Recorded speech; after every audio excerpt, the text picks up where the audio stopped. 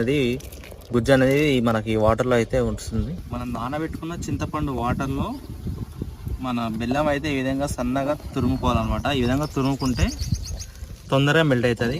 కొంతమంది ఏం చేస్తారంటే డైరెక్ట్ వేసేస్తారు గడ్డలుగా.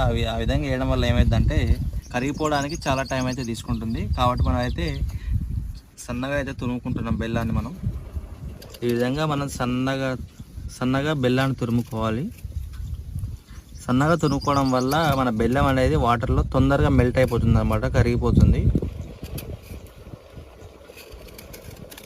పెద్ద పీసులు లెక్క చేసుకుంటే తొందరగా వాటర్ అనేది కరగదు. బెల్లం కొద్దిగా టైం అయితే తీసుకుంటుంది. కాబట్టి మనమైతే చాలా సన్నగా తరుముకుంటున్నాము.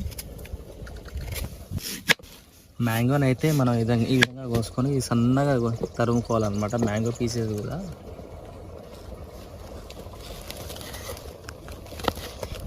ఎంత సన్నగా తరుముకుంటే